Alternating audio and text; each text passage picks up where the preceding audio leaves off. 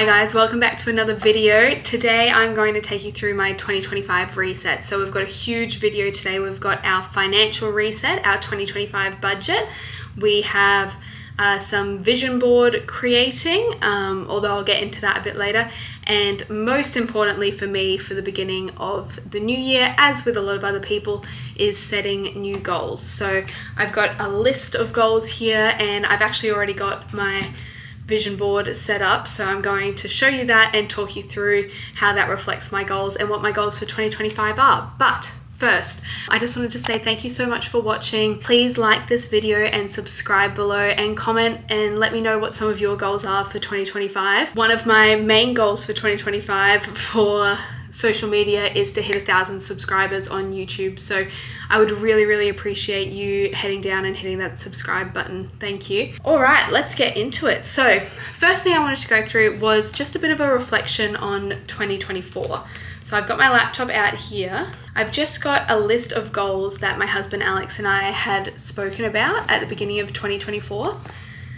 We had low expectations for 2024 as far as what we could actually achieve, just given that it was going to be such a year of unknowns. We had our first daughter due in February and I was very grateful. We had a very smooth delivery. She actually came 8 days early, so there was no waiting around for her. That was really wonderful. But we didn't know if we were going to stay at my parents' house. We didn't know if we were going to move out into a rental or if we were going to be able to buy a house, or we just didn't know what the year brought financially.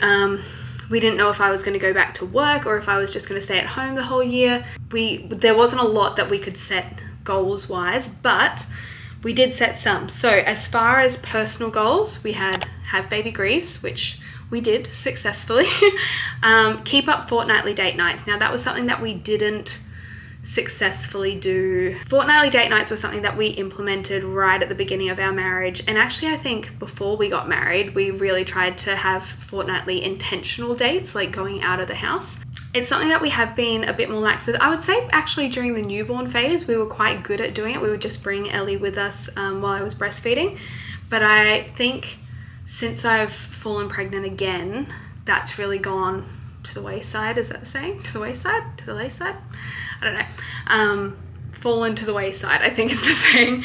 It's something that we have been trying to pick up again in the last month or so, but I think December is just such a difficult month to try and pick up new habits. So that hasn't really been successful, but that is a big goal for next year. We've actually got one booked in on Saturday, on the 3rd. We're going to try out Fugazi in the city, which I'm really excited about. That's a goal that will carry over for next year.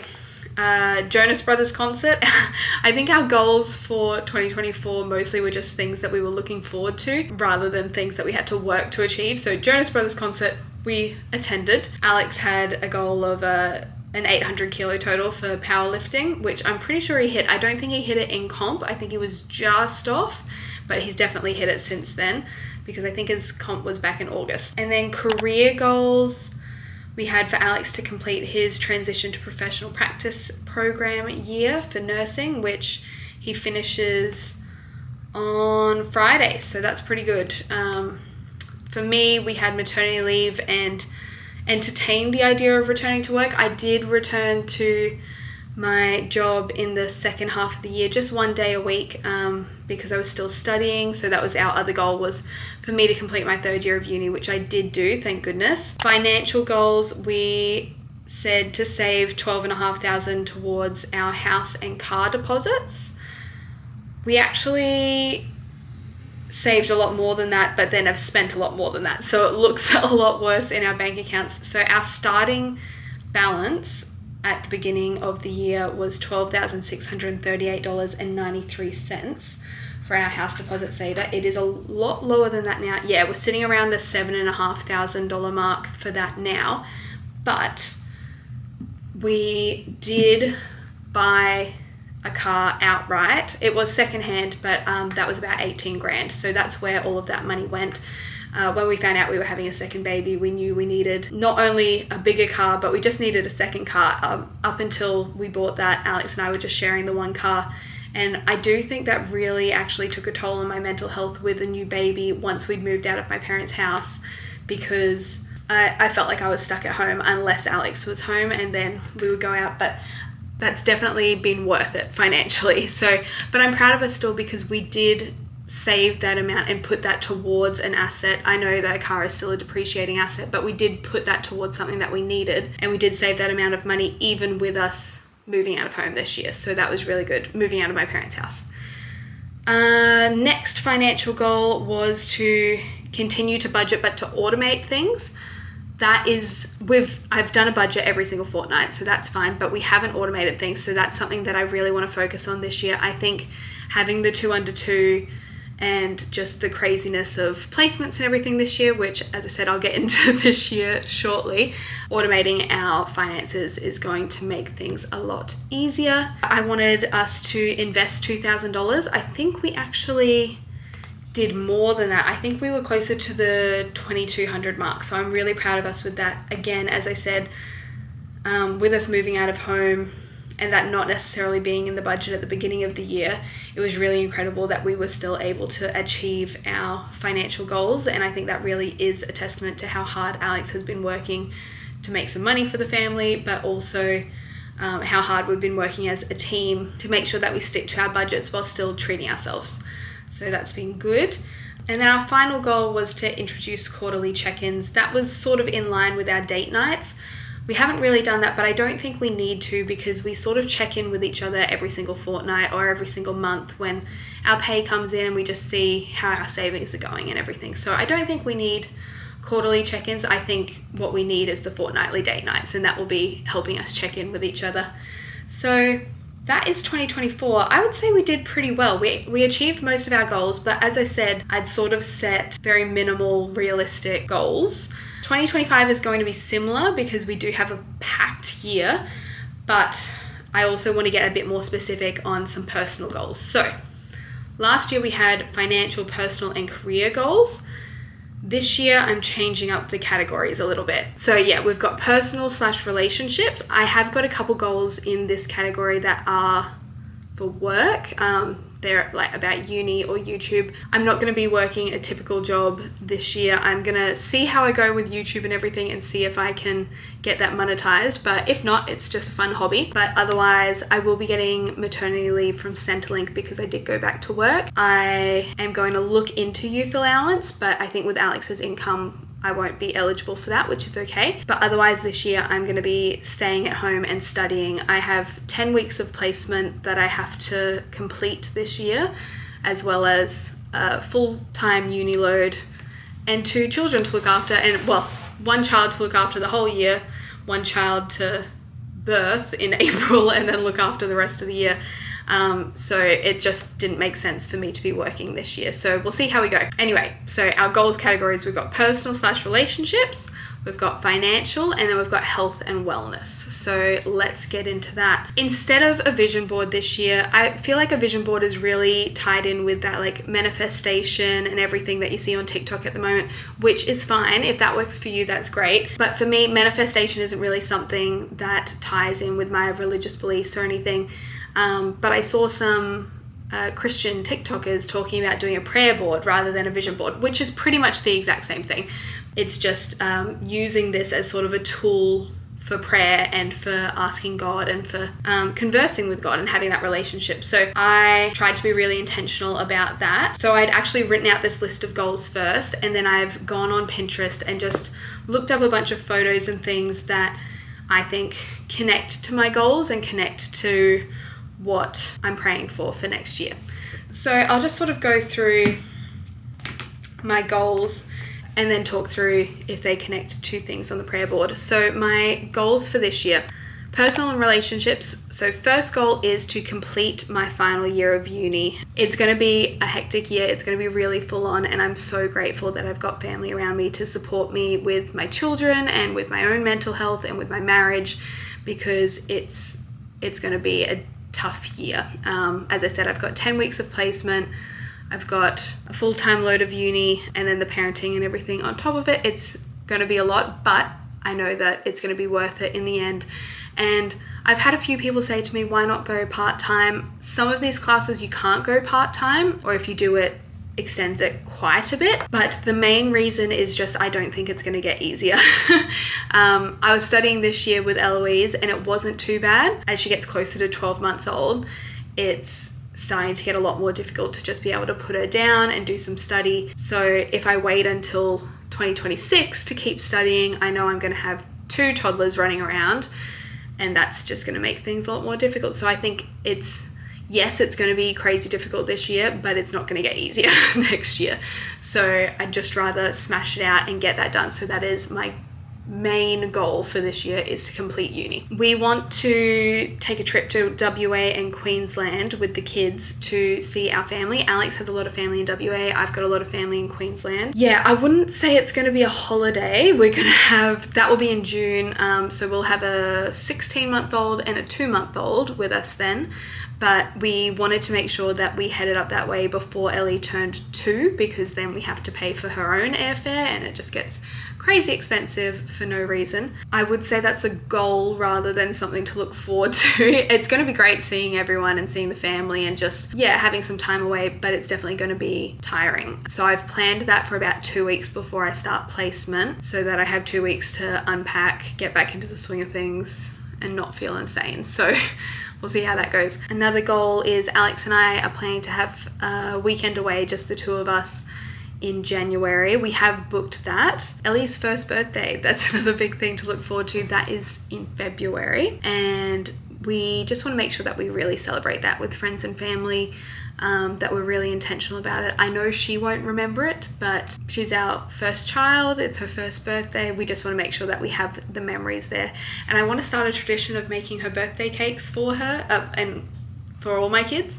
So that's the main goal with that, is to be able to make a cake for her. So I've got a cake on the prayer board that I'm sort of going to try and replicate, hopefully. That's the vibe I'm going to go for. Another personal goal is to have a girls' day. Now, what I'm really trying to replicate here is, if you guys know Milena Ciciotti on YouTube, TikTok, whatever, I feel like she has such a lovely group of girls around her that are there to support her during pregnancy and postpartum, and then vice versa, she supports them as well. And I feel like I do have that. I do have groups, I do have girls around me to help support me, but I don't have a cohesive group. I have like school friends and then family and then church friends and then gym friends and whatever. They're not cohesive. They don't know each other, so they don't like work together, and then I can't work with them to support other people. So basically, my goal is to have a bit of a girls group, and I think a good start to that would be to have a bit of a girls' day. I just want some sort of like really feminine, whether it's a dinner or a games night or whatever, just some really intentional time trying to bring these girls together. It might work out, it might not, but I just, yeah. Now, a big one, I want to hit 1,000 subscribers on YouTube. As I mentioned earlier in this video, if you haven't subscribed already, please subscribe. 1,000 subscribers is the amount that you need before you can start monetizing your videos. As I said, if I don't hit it, that's fine. This will just stay as a fun hobby, but it would be really, really great if I could hit 1,000 subscribers. And then finally, 2 date nights a month. So 1 date night a fortnight. I do think this is achievable. They won't necessarily both be out of the house. They won't necessarily both be without the kids. But I think what I will classify as a date night is it has to be something intentional that is set in the calendar at least a week in advance. So my plan is that at each date night, at the end of it, we'll put in the calendar when we're going to do our next date night and decide where we're going, what the plan is. I would say at least once a month, I want us to get a babysitter. Now, usually that's my mum or Alex's mum, which I'm so grateful for. We're really, really fortunate to have family around that are willing and able to help us with that. On to financial goals. I would like us to save $10,000 towards our house deposit. I reckon this is achievable, but again, it's going to require that consistent budgeting. I'm not putting consistent budgeting as one of our goals because that's something we've been doing for like pretty much the entire time we've been dating, like the last 4 years. That should just be a given by now. But yes, we want to save $10,000 towards our house deposit, invest every fortnight, which we did do last year, but again, that's just something I want to keep up. And then our last financial goal is to automate our budget. This is going to be a big one that I might even try and do today or tomorrow. Just start setting up some automation in that system. At the moment, we put money aside every fortnight for our bills and things, but we just keep that in a bank account. I think it'll be better if we actually send that money to our electricity company, etc., so that it's just out of our account. We know that it's put aside for that. And then our final category for today is health and wellness. Now, I wasn't sure how to word this as far as baby number 2. I've written a safe delivery and prioritized recovery. I'm hoping to have an unmedicated birth, and that is what I've been preparing myself for and working towards. I did have an epidural last time, which was great at the time, and I have no regrets, but I have had a bit of leg and back pain as a result of that. If you go back and have a look at my birth vlog, I think I spoke a bit in there about it took multiple attempts for the epidural to get in, and it just messed with my leg a little bit. As I said, I don't have any regrets. I feel like I made a decision based on the information that I had at that point, but I'm hoping to have an unmedicated birth this time. However, I don't want to write that down as one of my goals, because if in the moment I decide to get an epidural, I don't want to feel like I've failed. I don't want to feel like I need to make excuses for myself or anything like that.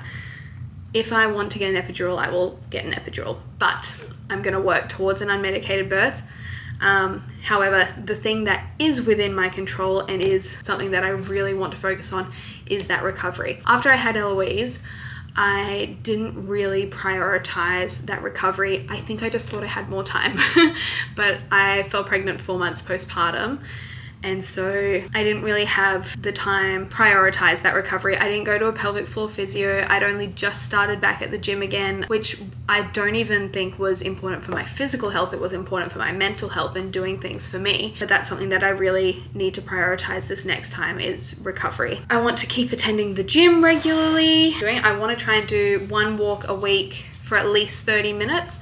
Ideally, I want to start walking every morning, but I think going from barely any walks at all to walking every morning is overly ambitious. So just 1 walk a week is the goal. I want to start meal prepping. This is sort of a financial goal, but also health and wellness. Not so much from a weight loss perspective, but from a mental health perspective of just not eating takeout all the time. It just makes me feel crap. So breakfast, I think it'll be really good to meal prep just so that when I wake up with Ellie, there's something already ready to go and I don't have to cook anything or prepare anything. I just need to grab a bowl out and we've both got breakfast. Lunches, I think I just get to that point in the day and I just want something easy that I can grab, so meal prepping will really help with that. And dinners I think will be great for Alex for work so that he knows he always has something in the fridge that he can go and grab. I'm hoping to read 10 books this year. I used to love reading. Like as a kid, we used to go to the library, the public library. I would borrow a bunch of books and on the car ride home, I would have already finished one of the books. But I just can't get into the habit of reading. I think since high school, since there was so much more reading for school, it sort of took the pleasure out of the reading. I've been trying to get back into it. We went to the library about a month and a half ago and I borrowed 3 books and I'm not even halfway through one. So I think 10 books is a reasonable goal. It's achievable. And then my final and arguably most important goal is to get a consistent prayer routine. This is something I've never been good at. It's something I've just never been able to get in the habit of. I go to church every Sunday. I regularly go to confession, but as far as the daily habit of prayer, it's something that has always evaded me. And so I've already been trying to start this by listening to Father Mike Schmitz's Bible in a Year podcast. And that has been really great. This last week though, I've so fallen out of the habit of it with Christmas and everything. It's just been hectic. So that's something I need to get back into. But I think then just spending 5 or 10 minutes in quiet, mindful time by myself, just spending that time with God is something that I really want to focus on. So then the only other things on this prayer board that I haven't mentioned, I guess, are the words. So faith, simplicity, functionality. These are going to be my key words for the year. Simplicity, I just want my whole life to be simple. I don't want to overcomplicate things. I don't want to, overly stress myself out. Functionality, this is a key word that I've really been focusing on as I've been decluttering my home this last month is this functional? Is this contributing to my life? Or have I just got it here because it's pretty? If it's not functional, I don't want it. And then finally, faith, that just ties in with what I was saying about a consistent prayer routine and just having a more faith-filled life. Well, that is pretty much it for my prayer board and goals for 2025. I'm feeling good about it. I think they're achievable. As I said, it's just going to be a matter of, well, I guess simplifying everything, not overcomplicating it, just doing that little bit every single day. But I also want to remember to not be too hard on myself. Like, this year is going to be insane. I'm going to have a new baby to look after, and postpartum is no joke. Postpartum mental health is no joke. So I just need to remember that some of these things aren't going to happen probably. I'm not going to tick off every single goal, and that is okay. It doesn't mean I'm a failure. It just means that it's been a full-on year. So anyway, let's get into the budget for 2025. So the way I like to start a yearly budget, and I've actually sort of got this laid out for the next few years, is I've downloaded this She's on the Money annual budgeting tool. And I just think it's a great idea to see if your goals are achievable. So we've said that we want to save $10,000 for the year. What we need to look at is, okay, well, what are our fixed expenses for the year? What are our set expenses? What are the things that we're planning on spending money on already? And therefore, is it achievable for us to set a goal of $10,000 for savings? So I will show you what I've got here. So the first section is income. We've got Alex's income, Gabby's income. This is an estimation. This is sort of what we've based as the minimum of what we're expecting to make. Alex has a 0.6 contract at one hospital as a nurse, and then he picks up the other 0.4 as casual, so he gets casual loading with that. So that is our expected annual income for him. And then for my annual income, that will be mat leave, possibly Centrelink, but whatever is excess on that from mat leave is what I'm going to make through either selling things on Marketplace, whatever. I will find some way to earn that money. Then we have got our personal spending, our spend. And this template is really great because it has it all set up weekly, fortnightly, monthly, quarterly, annually for your expenses. So you can set it up however you need. We've budgeted $120 a week for groceries, $100 a fortnight for takeaway and dining out. That will be for like date night. Fuel, $150 a week between the two cars. Personal necessities and health, we've got $150 a week. So that's for things like Alex's diabetes appointments, chiropractor appointments, etc. We don't have any splurge money that we are allowing ourselves. Obviously, takeaway, dining out, like that is splurge, but just miscellaneous splurge. We're saying we don't have any. Anniversary dinner, I've written diner instead of dinner. Anniversary dinner, $150 just for a bit of a fancier dinner out for our anniversary. The kids, we've said $50 a week that we'll put aside for things like formula, whatever they need. That's just so that we have a bit of a buffer there already if they have anything extra that they need. With that as well, Ellie is in daycare for half a day a week next year, down from the 2 days a week this year, just because I'm going to be home a bit more. I will have uni, but uni is in the afternoon, so we've organised with family to help look after her in the afternoons as the daycare isn't open then. One morning a week she will be at daycare, so that's included in that as well. And then $3,000 for that Queensland WA trip that we were talking about. Other bills and things that we've got. Phones, $50 a month. Car insurance, $215 a month. Investments, $80 a fortnight. Health insurance, $118.50 a fortnight. Subscriptions, $4 a fortnight. Gym membership, I've said $1,250 annually. That's because my gym membership is $25 a fortnight. Alex's is $28 a fortnight. But I've taken away the time that I'm going to cancel my membership when I'm having a baby and I won't be going to the gym. Bills, $160 a fortnight. That's for water, electricity, and internet. Gifts, I've estimated $1,150 for the year. Birthday gifts, thank you gifts, etc. Car registration, around $1,400 a year. Baby related, so for the new baby, I've budgeted $2,000. All that we really need is another car seat, another cot, and just a few other little bits and pieces. So that should be plenty, but we'll see how we go. Childcare, I've said $0. I've included that up in the baby amount, so I might change that around later, but that's fine for now. Tax agent, $400. Christmas, $600. Nursing registration, $185. Professional and indemnity insurance for nursing, $464.10. License renewal, $260. That's for both of us. I don't know why that says Alex. Roadside assistance, $246. Car service, $700. Rent, $520 a week. Contents insurance, $245 a year. Powerlifting coaching, this is for Alex, that's $100 a fortnight. Ellie's birthday, I've budgeted $750. It should be a lot less than that, but that's what I've budgeted at the moment. So that leaves us, if we put $10,000 into our house deposit savings, that leaves us with $914.90 left over. So it's definitely achievable. As you can see though, it's going to be tight, but we've tried to include every single bill we could possibly think of in this budgeting tool to make sure that we're setting a realistic amount. Now we head over to our monthly budget. If you watched my budgeting video last year that I put up, I only put up one, but we have been budgeting fortnightly. I want to try and transition to monthly just so that it's a bit less hands-on. It's not that budget every fortnight. But what's going to be difficult is the way we budget is we wait until we get the paycheck and we know the exact amount that we're getting and we budget based off of that. I am going to try and budget based on what I think we're going to get. So let's see how we go with that. Alrighty, so I have gone through and put in the budget what our bills are for this month. The amount that I normally put away, so for some of these bills like electricity, this is our 2024 budget, we normally put aside $80 a fortnight.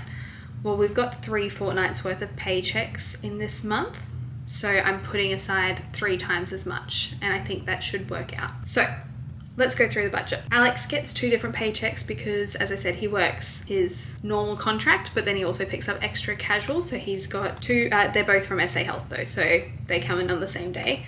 I'm guesstimating that he will get $1,600 from one, $400 from the other for each of these 3 paychecks. And then we get like family tax benefits, $71.26 a fortnight. So I've put that in as well. And I've put $0 rollover at the moment just because I don't know if we'll have any. I don't think we will from this last month. It's been an expensive month. Let's budget that out. So for phones, $75 for the month. Car insurance, $202.62. Investments, $240. Now that I normally put in every fortnight and make a buy order then. I'm going to put that in at the end of the month and do a buy order then. So I think that should be good. Health insurance, $353.76. The Big Mama rent, $3,120, not fun. Water, $120, electricity, $240, and internet, $120. Then we go into our subscriptions and memberships. So iCloud is $1.50 a month, Google One, $2.50. The gym for Alex, I think, will be $84, and for me, I think will be $75. And then we'll head over to our variable expenses. So groceries, I'm going to budget $400. Fuel, I'm going to budget $400. Personal necessities, $300. Social and takeaway, we shouldn't need anything. Date nights. Now we're going out on one really nice date night, as I said, and then I'll put $50 aside for if we want to do like a pizza night or something. That should be all that we need. We do also have our weekend away in the middle of January, but I've already got money aside for that, so that won't be reflected in the budget or in our expenses for the month. That's all been put aside for that already. If we have any money left over for that, it'll be rollover for February. So $200 for date nights. Miscellaneous, I'll just put $100 in case there are some things that we need. And then how much have we got left? Yeah, we'll do that last, $108.14 for Eloise. So she does have formula, so that usually is about $40 a fortnight. She goes through about a 10 a week of that. But childcare will be starting up again too, so that will be good to have that aside. So that will be all of our money for this fortnight, so we won't be able to save anything. The bulk of our savings is going to happen when I get my mat leave pay. For now, it's just a matter of getting through month to month. So if we do have any money left over at the end of the fortnight, it'll go into rollover and hopefully we'll be able to save something next month, but I'm not too stressed about it. We do have emergency savings to fall back on. We're going to save where we can, but otherwise we're just being frugal and getting things sorted where we can. But anyway, let me know if you have any questions or suggestions in the comments down below. We're gonna give meal prepping and really shopping our fridge and freezer a real go this month. So I'll film a few TikToks, I reckon, and some reels on Instagram about how we're meal prepping. Otherwise, that is it for my 2025 reset this year. So we've done our budget, we've done our prayer board, we've done our goal setting, and I'm really feeling a lot better about the year ahead. So thank you for watching, guys. As I said, please subscribe if you haven't already. I would really love to have you here as part of the community. Yeah, let me know below what your goals are. Let me know what your budget is looking like, and I hope to see you in the next video. Thank you so much. Bye, guys.